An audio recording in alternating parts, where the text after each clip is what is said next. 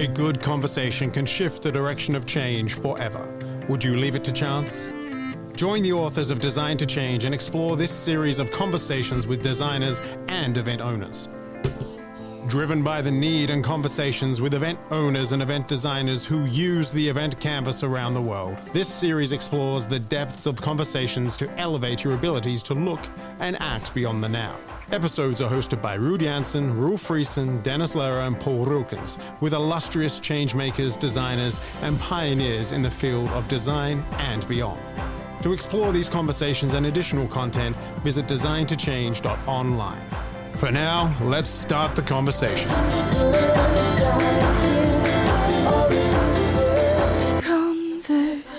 Conversations. Excellent. Welcome back. My name is Ruud Janssen, your host for the Design to Change podcast. And with me today on today's the 24th of October, 2025. And I'm here with Julie Wynne from MLL. She's a partner at MLL. And MLL is a legal firm in Geneva. Now, we have never met in person until we recorded this podcast, but had some very interesting conversations online.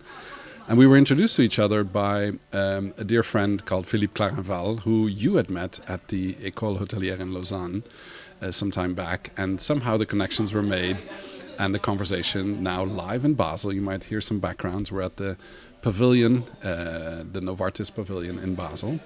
Generously hosted also by one of our former podcast guests, Nelly Rickenbach. But welcome, Julie, to the podcast. Good morning. What a treat to be here with a view of the Rhine, behind us. When you received our invitation to join the podcast, but before I ask that question, I want to ask the question that's in the intro, which I sometimes forget. But a good conversation can shift the direction of change forever. Would you leave it to chance, Julie? So I don't think I would leave it to chance, but I don't think we need to frame it too much. We need to create the container or the space and time so that magic can happen. Yeah. So we can bring the ingredients, but then we need to have the curiosity and openness to see what these ingredients will make as a cocktail. Yeah. And we cannot predict everything. Yeah. If we predict too much, then we are not open to surprise, and then we don't let the moment create its magic. Yeah, I love that answer. I think maybe not the answer I was expecting from a partner at a legal firm, where, if people would look at your LinkedIn profile, they would read that in your practice you currently focus on all aspects of international estate planning, art law, social and environmental impact. You work for charities and mission-driven organization, which includes structuring, fundraising, tax advice, and governance. And you also advise international charities and cross-border structures. The clients that you work with can be corporate, and you advise clients on all corporate and regulatory issues linked to ESG compliance, human rights, corporate governance, reporting obligations, anti-bribery, corruption, corporate governance, and shareholder engagement. Now, this last aspect, shareholder engagement, is one that we're particularly interested in, but all of the other aspects are super important for event owners and event designers alike. When you read the book, because you have obtained copies of the different books that many of our listeners know, the Event Design Handbook and the Design to Change book, was this the answer that you gave yourself when you read that question when you opened the book first? Or did it percolate a little longer? I just thought I would go into the journey and see then how it resonates with my practice, with the needs of my clients. Mm-hmm. And in fact, I always tell that I'm an architect of solutions, and in fact the designer is the same. Yeah. So it's how we can develop systems, policies, which then create the vehicle which would be the most powerful for our clients to have the impact they want. Yeah. So in fact, being a designer, you apply it to events, I apply it with my clients. And applying it is also means that we don't need to be the engineers. We can work with specialists. Mm-hmm. But for instance, in my firm, I work in the industry. So I'm the head of Sustainable Economy Industry Group. Mm-hmm. It means that I cover all the different themes that my client face in the non-profit or mission-driven world. But then I don't focus just on one practice, such as employment law, corporate law, tax law, which I found connects well with how I apprehend the world in a holistic way and more in a tree than in a silo or a pillar. Yeah, I love that. And funnily enough, this is one of the few podcasts where something I normally never do, but you asked a couple of days ago, so what would be some of the questions we would tackle during this conversation? And normally I say you already have the answers to all the questions, let it just flow. But because you're a lawyer, for some reason I thought I actually had to do my homework and send you some questions ahead of time. And so we did, but feel free to deviate from the questions. I know that we have the vehicle. We're around the round table here at the Novartis Pavilion, which is a circular building, by the way, where the wonders of science are being exhibited. The first question that I suggested to you was, because you advise mission-driven businesses and foundations, how do you see organizations embedding purpose and impact into their DNA today? Yes, so I think often organizations were embedding their values into policies. And so that's towards the internal world of the organization, the employee, the staff, the management. But that often is not seen as sufficient. So it's important to involve also the shareholders. And therefore, we need to have these values embedded in the constitutional documents of the organization, such as the Article of Association of a company. In line with that, there is a development across the world on developing legal forms which embed the values, such as the benefit corporations. And now we see a very strong development in Latin America with the companies called Empresas B. We have the equivalent in the United States with the benefit corporation. In Europe, we have Société à Mission in France, and in Italy, we have Benefita Sociedad.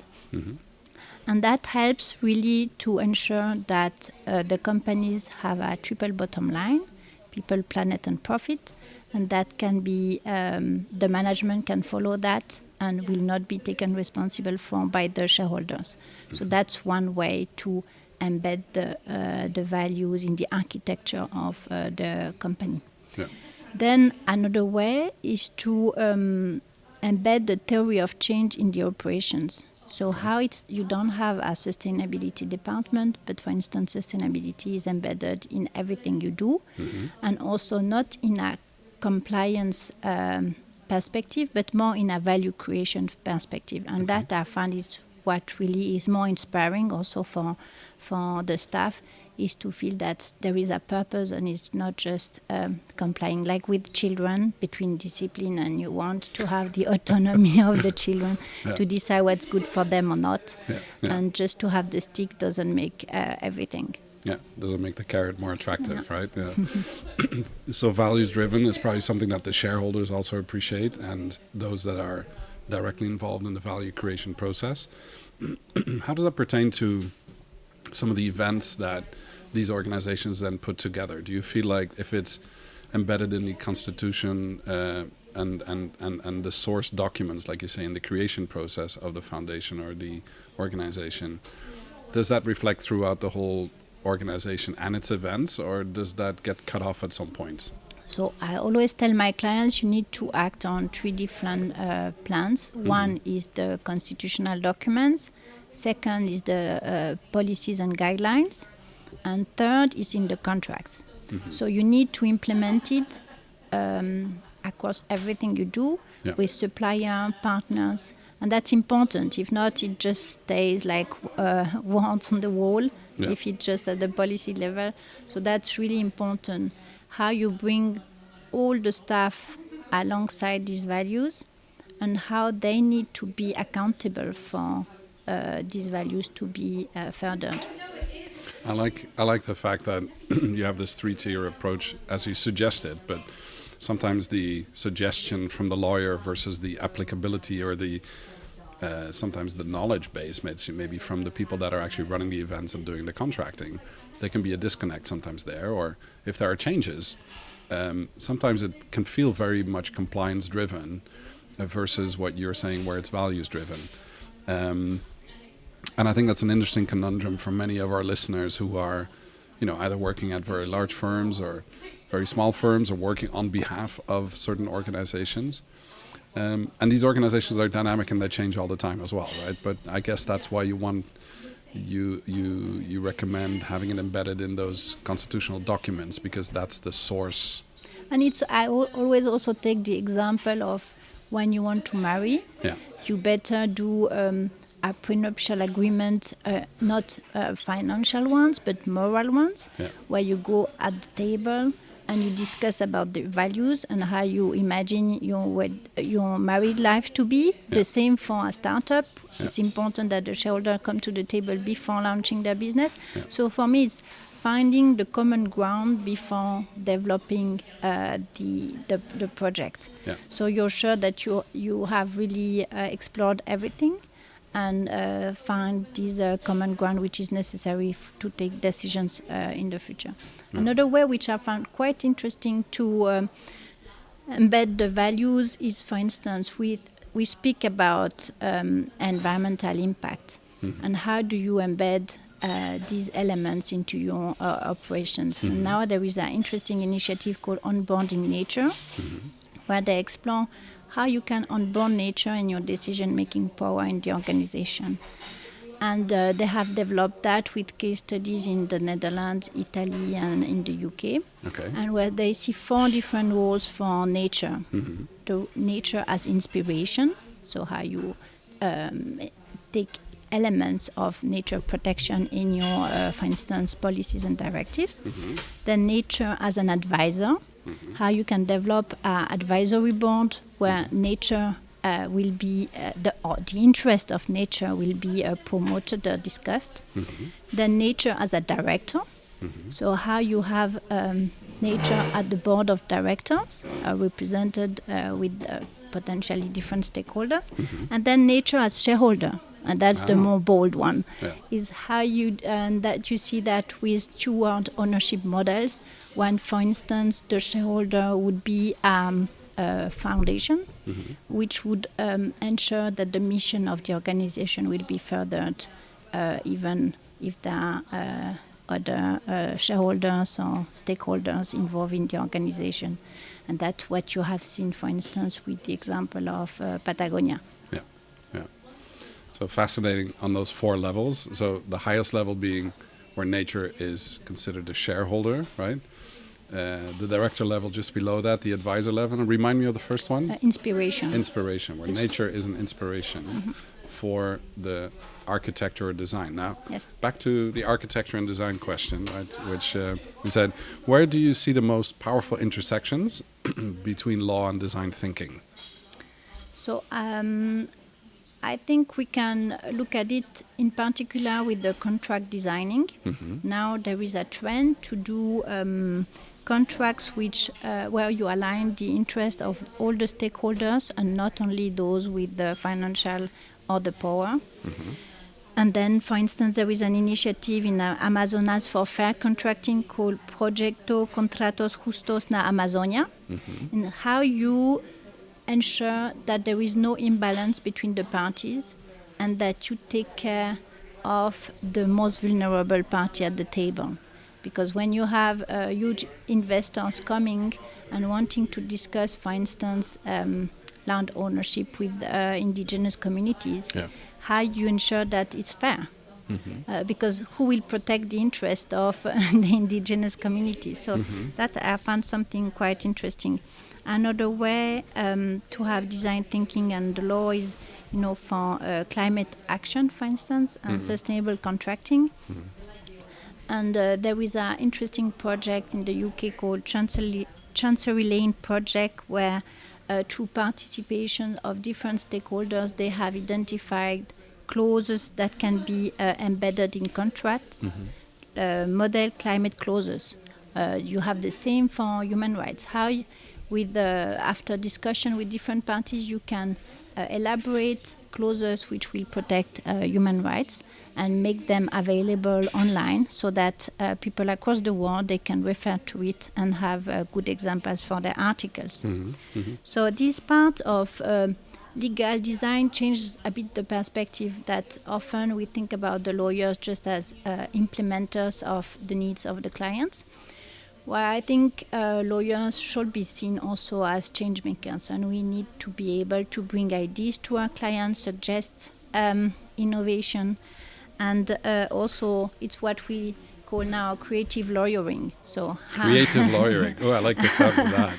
So how you think more critically about what is in front of you, how you don't just do subsumption as you learn at university, but how you also consider yourself as being a player in society with regards to a legal perspective, and you can do so with the clients, but you can also do so with the authorities. For instance, having exchanges with the authorities, and I do that with the tax authorities on how do they perceive tax exemption, what is not-for-profit, do we include, for instance, in Switzerland, we can have trading activities done by not-for-profit up to what level. So that I find it's interesting, how by interacting with them, we can help them develop a framework which supports mission-driven businesses or non-profit organization. And then the last stage for as a lawyer is how do we work with the legislator to potentially change the laws or have new laws. And for instance, I was last week in Mexico for the annual summit of the Global Alliance for Impact Lawyers, and they had a meeting with the Senate for the project of benefit corporation law in Mexico, and they were there with all the stakeholders who had pushed for the similar legal framework in other Latin American countries. So that is also how we can help the legislator to by bringing them the voice of those on the ground. And sharing experience between different countries. Yeah, I really like the layering and how you develop the frameworks, but also, this creative lawyering at these different levels. I think you're breaking down a subject that for many of our listeners is very often, driven by this implementation mindset, right, of contracting and negotiations that end up in a document that needs to be signed on both ends in order to mitigate risk or to come to some sort of an agreement. But I like the depth that you're giving to this and the way that you could approach it very differently to actually create law and the lawyer's role as a change maker within frameworks that you can create together with the different stakeholders that are involved. And for that, I think it's really important that the lawyers go on the ground and they meet the stakeholders, and so they also have continuing education not on the legal aspects but about the needs of the market. And therefore, for instance, I go even more often to events where I have the stakeholders and not much the legal practitioners, because I want to feel what's happening and how I can help them in the best way. But to be able to help them, we need to understand the reality. And therefore, so for instance, I also sit on different boards of international NGOs, because that gives me also the perspective from the other side. And also, how do you navigate the tension between the compliance and what is the solution? How you can maybe take another decision which is not legally perfect, but has other advantage on a business side. So that's also to understand these tensions which are inherent to everything, and how you manage that. That's fascinating. And I think going to events and being exposed to the needs of all the different stakeholders, but also, like you're saying, being involved in the boards of the organizations that you're mentioning in different fields, right? Because I appreciate that you're active in many different fields. You just mentioned the Global Alliance for Impact Lawyers, the event in Mexico. What kind of stakeholder were you there? Yes. So in fact, this network is the second stage of another organization we had, which was the European Social Enterprise Law Association, which was launched in 2015 after a work we did together for the European Commission on the mapping of legal framework for social enterprise in Europe. And we were different lawyers, each one working on the chapter for their country. And we did this report, and then we realized, there are other lawyers doing similar things as I do, and we cannot leave that like that. We need to sustain this network. So we established SLA, and then from a European perspective, more focusing on social enterprise and impact investing, we decided to extend the scope to charities, philanthropy, more mission-driven businesses. And then, so that was one way of widening the scope, but then it was how do we also engage with other regions of the world. So we did that. And for this conference in Mexico, that was the first time we had the annual summit outside London. And it was also to be a sign that we were now global. We wanted to connect with stakeholders in the global south. And in Mexico, the annual summit was composed of 3 days.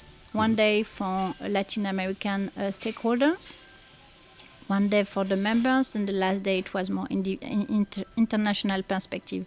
And that I found is also what is really relevant, is how we can be inspired from what's happening in other regions of the world.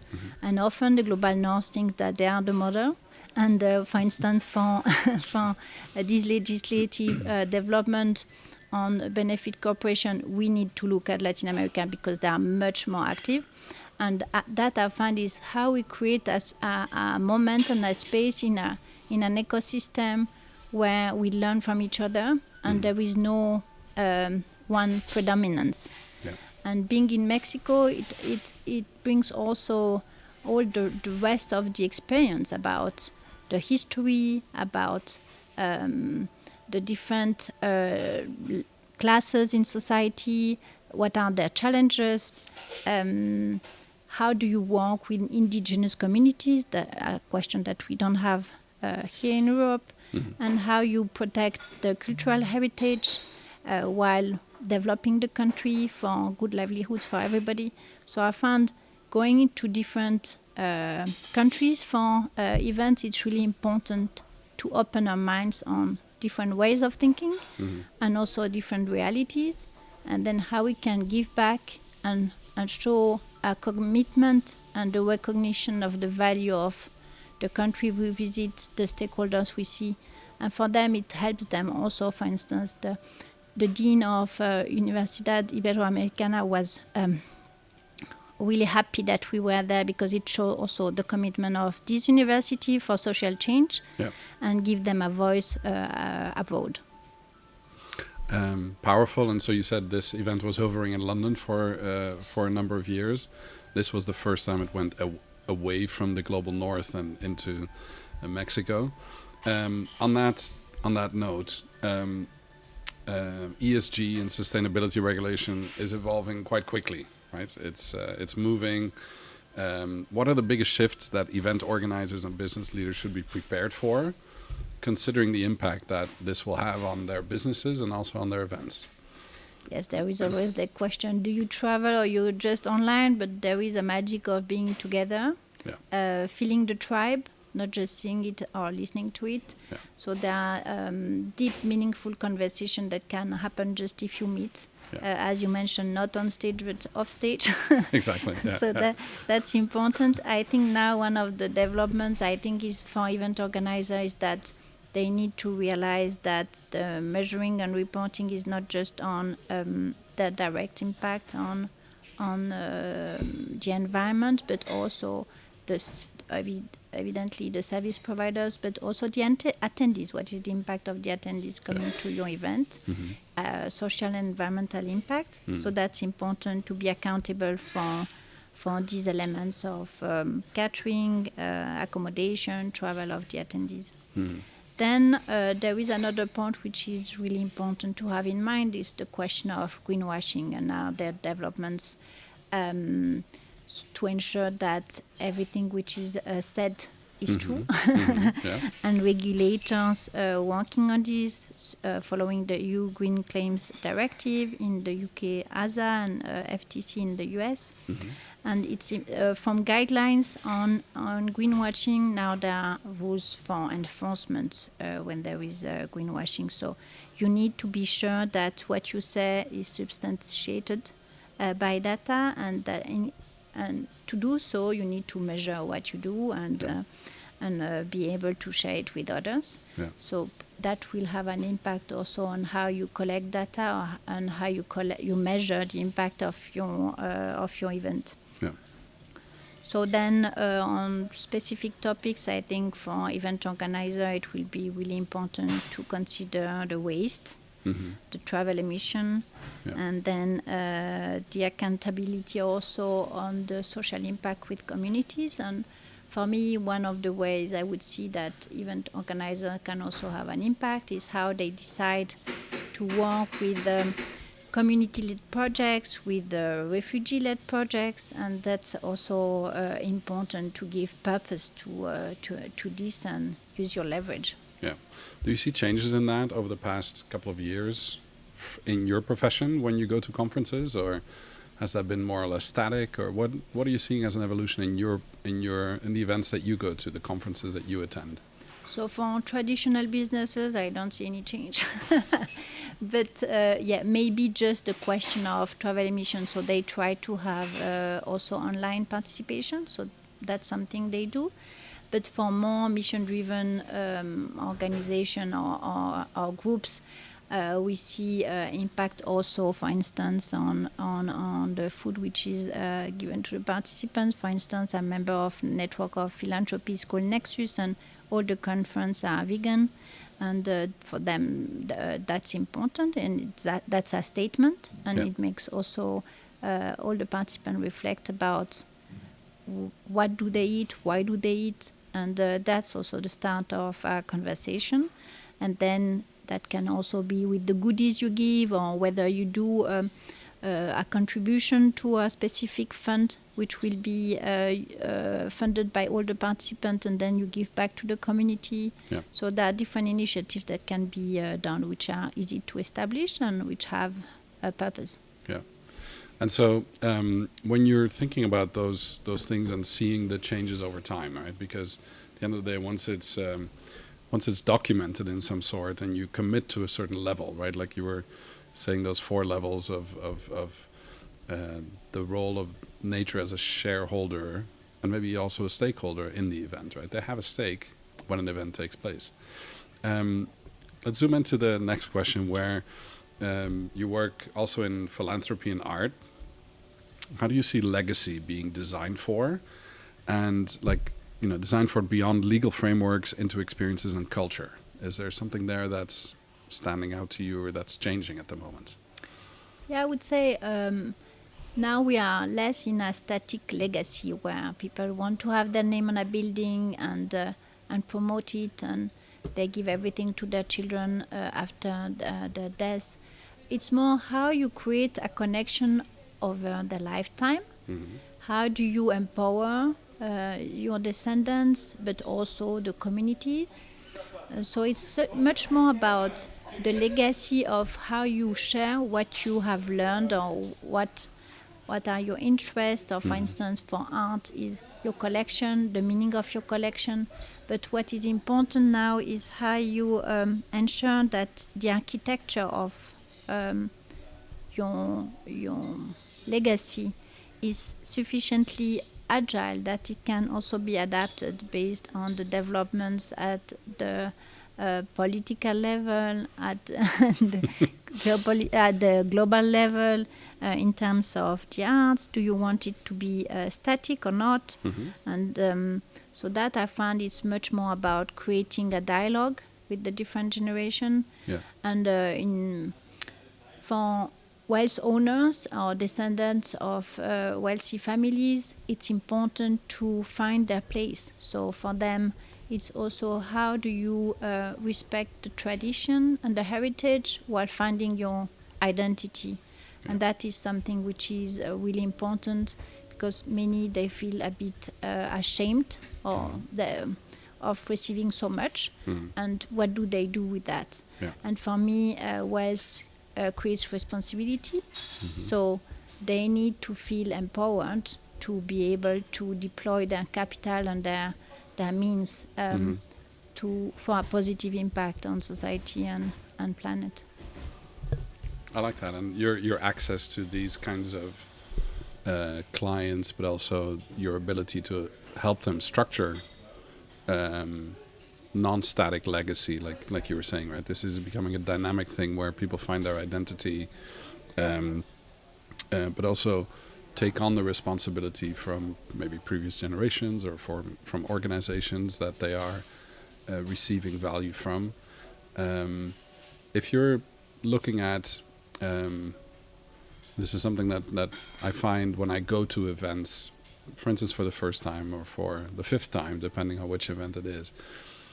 Show me an organization's event, and I'll tell you about their culture, right? Do you think by immersing yourself into the event of an association, of a federation, of an NGO, of a philanthropic organization, or maybe even a family event, do you find that you can sense the culture when you go to an event and read the culture, or is that or is that a weird statement? No, not at all. I found exactly that it's. I feel it. And for instance, when I was in Mexico last week, I really felt that's my tribe, because I feel that I share so much with everybody in the room.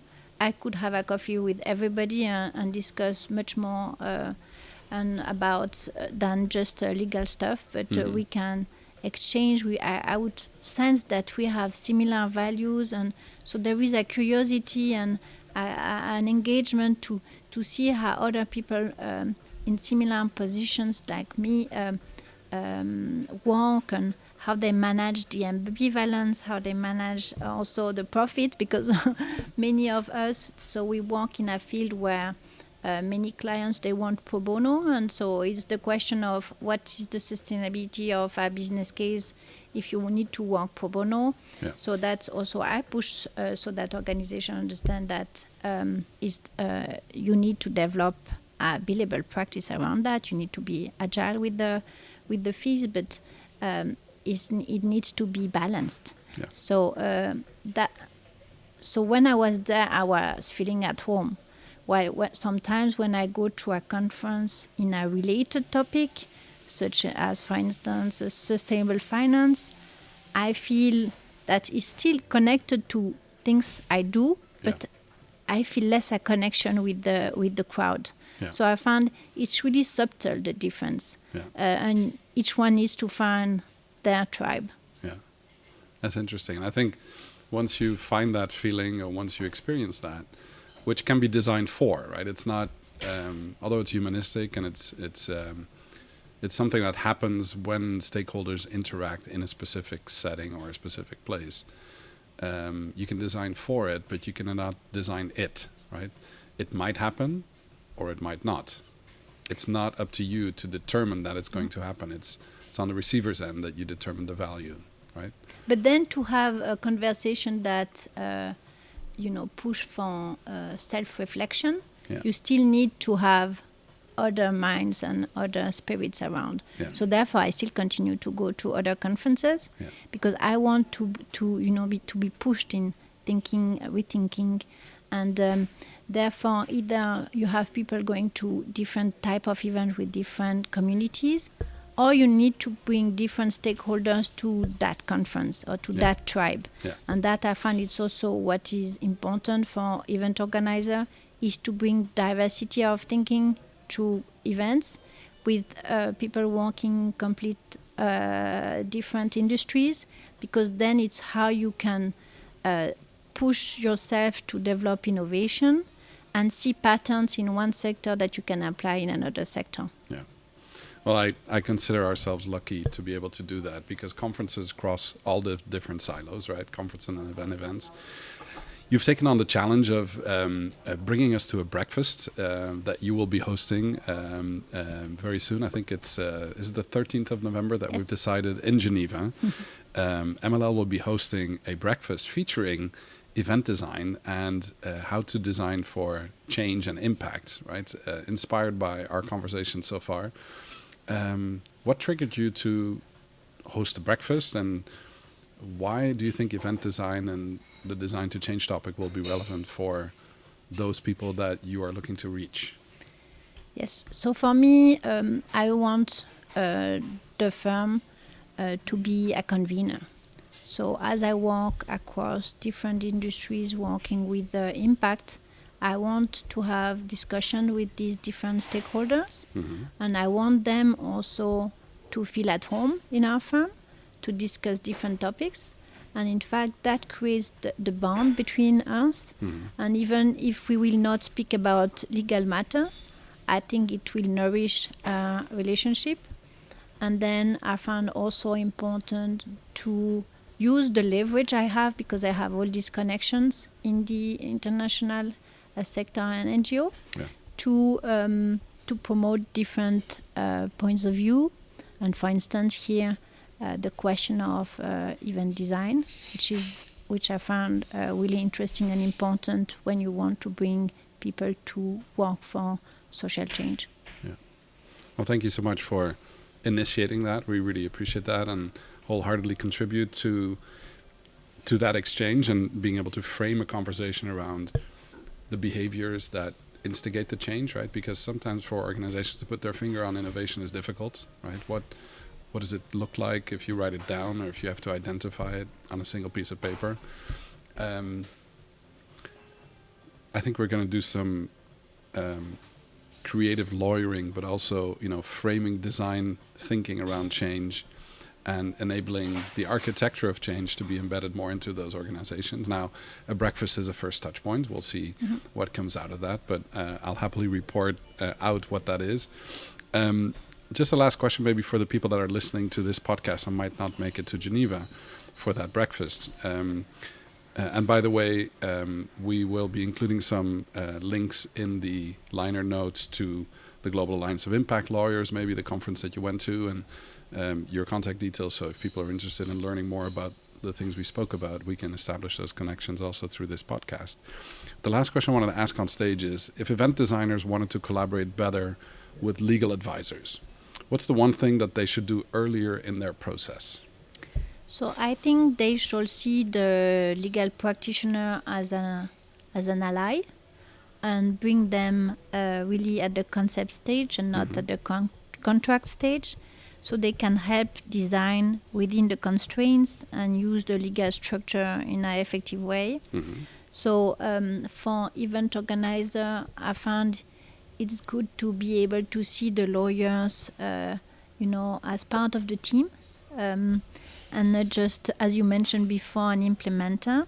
So you can share with them the rough concept and business model of your event, and so they can think about it and give you also already a few cues about the regulations, the insurance, or other constraints that could impede you to do what you imagine. Is like doing a house and then the architect goes for everything which is very sumptuous, and then it costs 2 times what you had. So, and then you cannot do it. So it just have it all be the a deal breaker, right? Yeah. It's just how you can have the constraints at hand, and also constraints sometimes unleash creativity. So it's not bad to understand the framework and then how you can do the best out of it. Yeah, I like that a lot. I think without constraints, design is impossible. We always welcome as many constraints as we can have in our design frame, right? Constraints in time and money and maybe regulatory things and jobs that needs to get done, and some of the returns that you're expecting from the event, or maybe even what the event promises. Because like you said, if what you are building goes beyond your means or goes outside of the constraints, maybe it will never happen in the first place. So designing together is what I'm hearing, which I like that a lot. We're going to do that on the 13th of November in Geneva. Last question for the ONstage part is, what's currently on your horizon of change? If you look at, let's say, the next year or years, what's currently on your horizons of change?